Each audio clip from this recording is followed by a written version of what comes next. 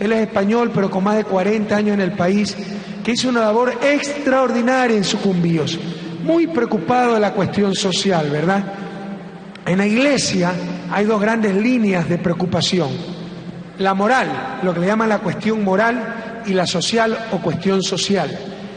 En todo esto hay doctrina, la doctrina moral de la Iglesia. Por ejemplo, dentro de esa doctrina nos dice, rechaza absolutamente el aborto, y yo coincido en aquello, ¿eh? Yo antes era muy pegado a la doctrina moral de la Iglesia, y en sus partes fundamentales continúo siéndolo.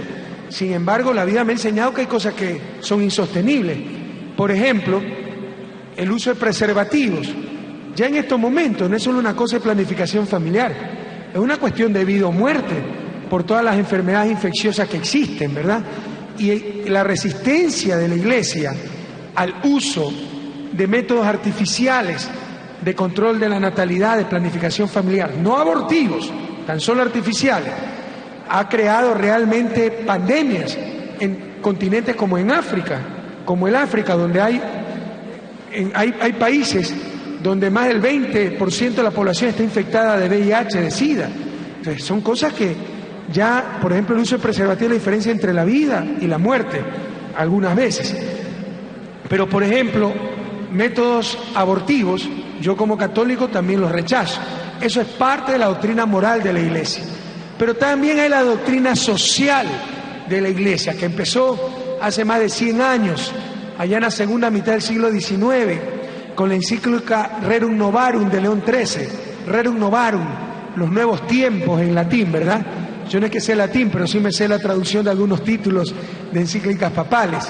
Y era una respuesta de la Iglesia, un poco tardía, o bastante tardía la respuesta, a los excesos de la revolución industrial, el capitalismo salvaje de finales del siglo XVIII y del siglo XIX, donde no había derechos laborales, la jornada laboral era 12, 14 horas, 7 días a la semana, trabajaban los niños de los 5 años, los obreros morían literalmente de cansancio frente a las máquinas. Entonces, con todos esos excesos surgió la doctrina, o frente a todos esos excesos, para denunciarlos, rechazarlos, surgió la doctrina social de la Iglesia. Es decir, las normas de un cristiano frente a la sociedad, sus deberes sociales, no a la explotación, respetar el derecho de los trabajadores. Quiero decirles que esa explotación fue contenida en gran manera con el nacimiento de los estados nacionales modernos, es decir, la organización social para hacer acción colectiva. En base a esos estados, a esa acción colectiva, a través de esa representación institucionalizada de la sociedad, que son los estados, se empezó a limitar los excesos del capital. Jornada laboral de tanto, no se puede trabajar los fines de semana, niños menores de tal edad no pueden trabajar. Eso fue fruto del surgimiento de los estados nacionales. Eso tiene mucha vigencia el día de hoy, porque ese es el gran error en mi concepto de la globalización neoliberal que vivimos el día de hoy. Quieren hacer grandes mercados mundiales en función del capital, pero sin las instancias de gobernanza de ese mercado, es decir, sin una acción colectiva global. En consecuencia, es el mercado, el capital el que manda, como en la revolución industrial. Excesos que fueron controlados con el nacimiento de los estados nacionales, pero no hay algo parecido a nivel global, y lo que sí hay es mercados globales. Y ahí vienen los excesos, ahí viene la explotación. ¿Cómo compiten los países? Pagando menos a sus trabajadores, como sucedía en la revolución industrial.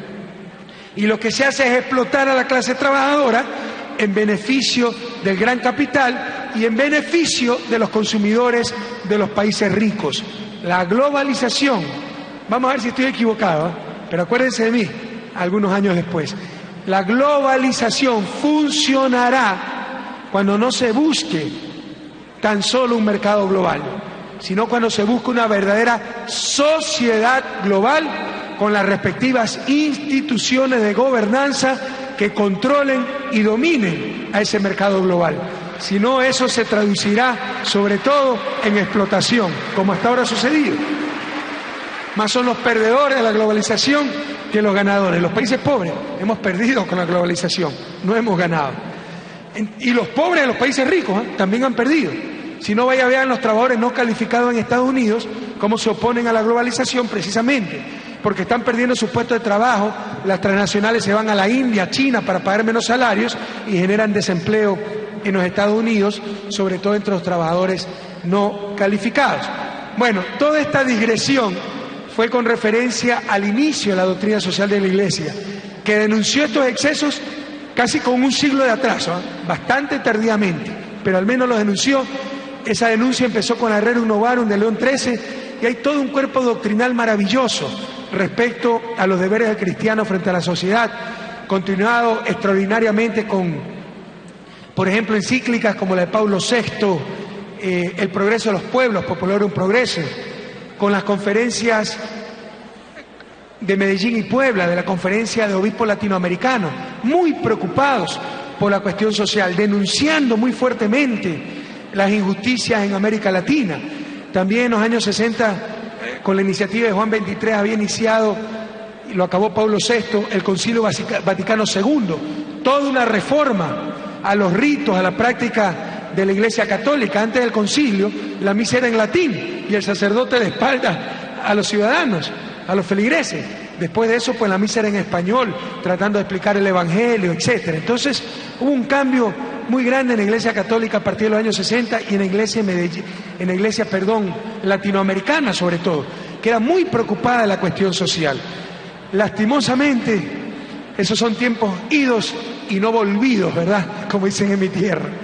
Porque ahora la Iglesia ha tenido un retorno a esa cuestión moral, pero purista, cuestiones de moral individual, que el aborto, que las preferencias sexuales, que el matrimonio gay, etcétera.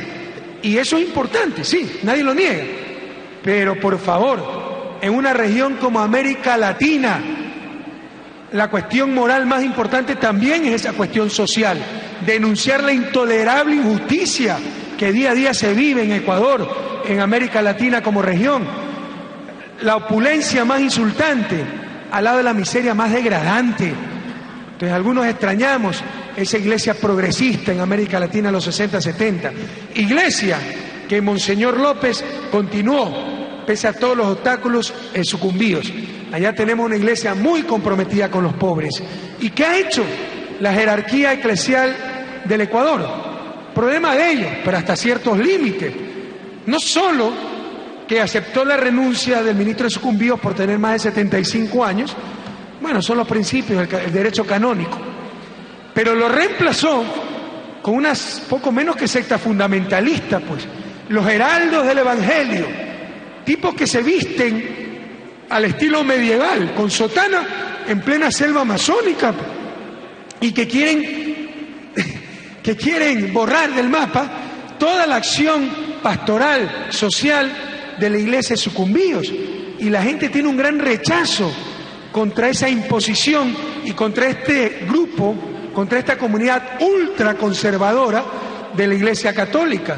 Por eso dijimos en la condecoración a Monseñor López, ustedes sí saben que de acuerdo al modus vivendi, el tratado que regula las relaciones del Estado ecuatoriano con el Estado del Vaticano, nosotros podemos vetar a los obispos.